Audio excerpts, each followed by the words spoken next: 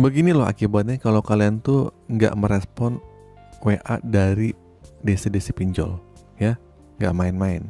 Oke, langsung saja nih di sini saya akan bahas video tentang masalah risiko jika kalian nekat tidak merespon penanggihan atau panggilan pesan dari DC pinjaman online yang legal nih.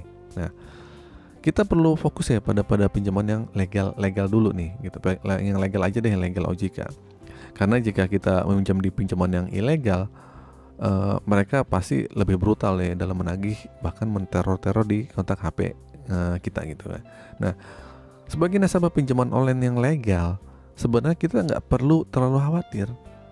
Namun ada beberapa resiko yang perlu kita pertimbangkan ya, jika kita tidak merespon panggilan atau tidak mengangkat pesan dari DC tersebut. Nah, salah satu resiko yang paling mengkhawatirkan adalah jika DC tersebut sampai menghubungi kontak darurat kita, ya, bahkan orang tua kita, adik, kakak, dan lain sebagainya. Oleh karena itu, kita tuh perlu mencatat kontak-kontak tersebut dengan baik-baik. Jika si DC tersebut menghubungi orang yang tidak terdaftar sebagai kontak darurat, kita perlu bertanya dari mana si DC tersebut memperoleh data keluarga kita. Nah, kita juga bisa menuntut nih atau melaporkan DC tersebut jika mereka memperbolehkan data kita secara tidak benar. Risiko lain adalah adanya rasa malu jika kita ketahuan memiliki hutang. Kita nggak ingin nih orang tua kita panik, stres, kita punya hutang, atau kita ketahuan hutang. Itu kita nggak pingin dong ya orang tua begitu. Oleh karena itu nih, kita tuh perlu memastikan bahwa orang tua, keluarga kita tidak merasa khawatir, terganggu dengan hutang-hutang yang kita miliki. Banyak keluhan yang mengenai hal ini yang saya baca lah di komentar-komentar atau yang orang yang chatting ke saya langsung. Sebagai nasabah yang pinjaman online gagal bayar, mereka tuh mengeluhkan seperti ini gitu kan. Nah, kita kita perlu mempertimbangkan resiko-resiko yang ada dan memastikan bahwa kita dapat membayar hutang kita dengan tepat waktu agar tidak terjadi masalah di kemudian hari. Teman-teman takut orang tuanya didatangi, nanti orang tuanya stres karena orang tuanya sedang sakit-sakitan mungkin atau sedang apalah gitu. Nah, ketika kalian tidak merespon chat itu mereka tuh bisa nekat ke sana ya, bisa mencari-cari kontak-kontak orang tua kalian.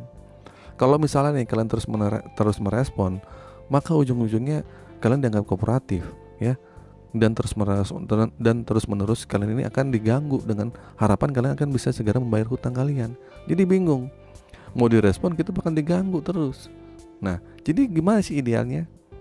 Idealnya adalah kalian respon sekali aja, terus udah, nggak usah merespon terus menerus ya. Kalau kalian nggak usah respon itu nggak apa-apa. Artinya ketika kalian memang terganggu, ketika kalian langsung aja balas, ya saya mohon maaf saya nanti bayar tapi nggak tahu kapan dan tidak menjanjikan kapan bayar ya. Pokoknya begitu aja. Jadi sekali aja kalian merespon, tidak perlu sering-sering. Kalau kalian sering merespon nih, bisa aja kalian malah jadi stres sendiri.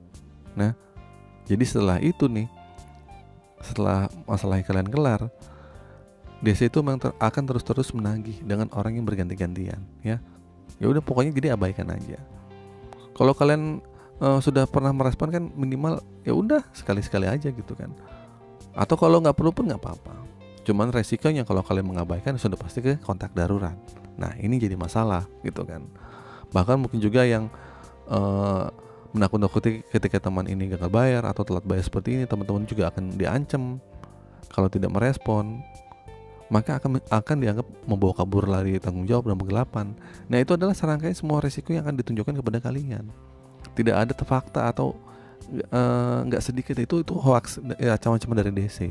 Contohnya kalian akan dipidana katanya kalau kalian tidak merespon. Kalian akan dibilang kabur dari tanggung jawab. Itu 100% hoax. Karena hak kita ya mau menjawab atau membalas itu hak kita. Kita bukan kabur ya. Yang gimana kita tetap mengusahakan, kita juga nggak kabur gitu kan. Tapi yang udah pernah balas, tapi ya terus-terusan menganggap itu juga salah gitu, karena mengganggu aktivitas kita ke dalam pekerjaan. Kalau misalnya ya teman-teman dihubungi atau kalau ngeganggu banget, ya udah tinggal blok aja ya, blok aja nomor-nomornya itu nggak apa-apa. tapi ya risikonya begitu. Jadi sebaiknya sebagai antisipasi nih, tapi ingat ya, ini resikonya pasti kontak darurat akan dihubungi. Nah, jadi kalau pinjol itu agak sedikit nakal gitu kan, dia akan menghubungi orang-orang di kontak kalian. Nah, ini perlu kalian pertanyakan dan bisa kalian laporkan.